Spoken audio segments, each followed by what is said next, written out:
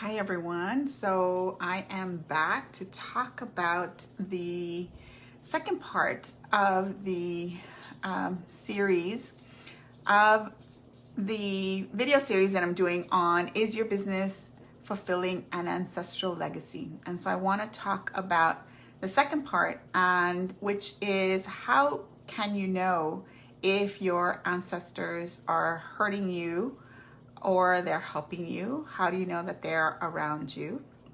So I want to get some things kind of clarified first, especially if you've never worked with ancestors or if you have don't know very much about working with them. So like I said in the first video that is on my page, so you can always go watch it there if you haven't, that I started really my journey with my ancestors about 2 years ago, probably much longer than that, but not insofar as I was aware and that I was intentional about what it was that I was doing. So, so let me just get a couple of things clear. Like, we are all engaging with our ancestors all the time, whether we know it or not. Scientifically, it's been proven that trauma can come through the family line, through our DNA, and it lives in our bodies. And so we just, it's just a fact that whether you want to think of it as it's a DNA energy, or if it's trauma that's passed down through that genetic line, you can think of the ancestors in that way if you want, if that makes sense to you. If it's a scientific kind of framework, makes more sense. But the reality is that we have these ancestral energies around us all the time. So not just the human ancestors, but we also have the ancestral energies of the land and of the other beings that exist in this world with us. So now that's a conversation for another time. But so let's get into, well, how do we know that our ancestors are engaging with us? And how do we know whether they are hurting us, or how do we know whether they are helping us? Well, you know that, as I said last time, one of the easiest ways to know whether your ancestors are, or if an energy that you're dealing with is an ancestral energy, is if you see the pattern beyond yourself.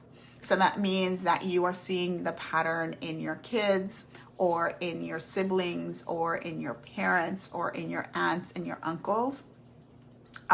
So this is and the pattern or the energy may not necessarily show up in exactly the same way in each person. So it's important that and it's not going to show up in every single person. So we all deal with these energies in a different way, and therefore the patterns are going to show up in a different way. So that is really important to know. So there's two energies in the framework that I was taught. So there's two energies that we really want to start parsing out these energies. The first is that there are resolved ancestors and there are unresolved ancestors.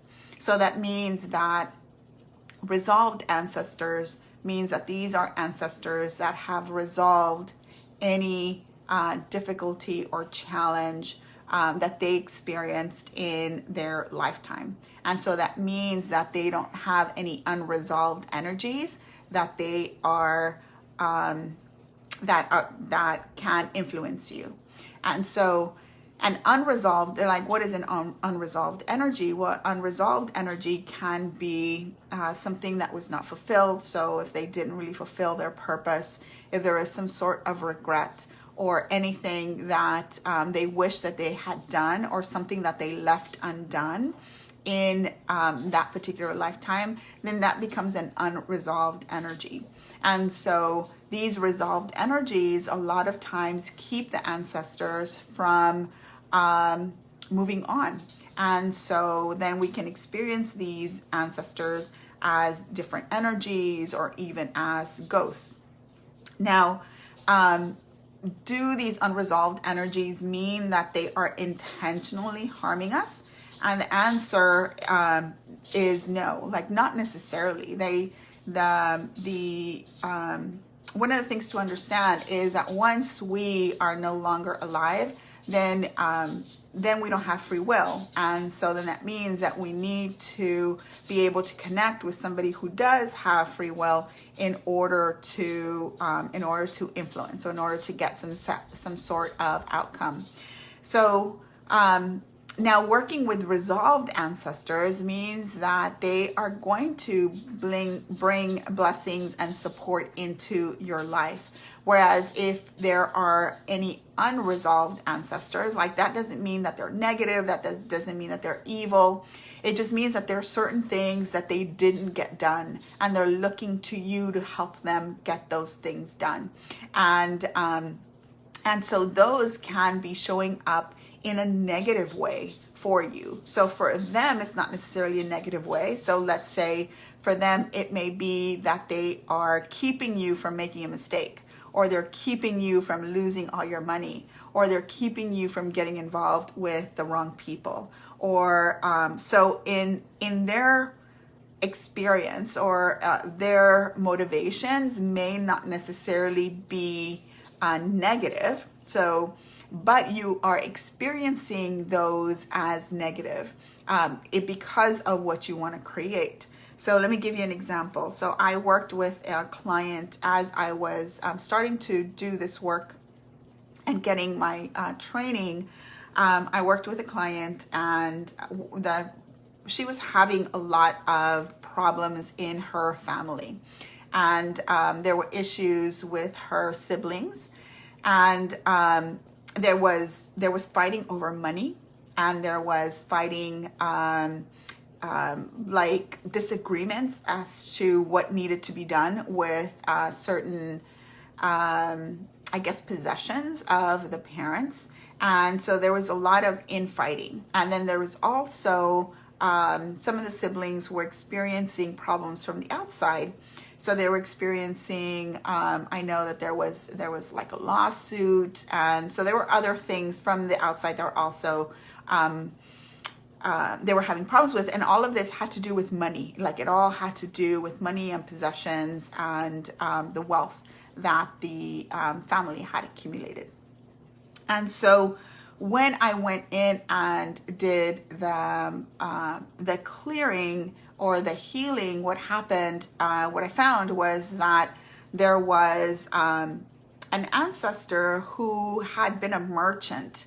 And so what I saw, I saw these, this kind of like a marketplace, and the person had been a merchant, and they had been charged by the person in power in that town to control or to kind of manage the marketplace. And so this person, this man had taken advantage of that, and had actually started like charging fees and taxes, and taking more of the money that was due to the whoever the town I guess chieftain, or whoever it was that was responsible for the marketplace. And so he took it upon himself to take more from the villagers who were in the marketplace. And they kind of had to do so because if they wanted to sell their products, then they had to deal with this one person. And so there was a lot of anger, and there was a lot of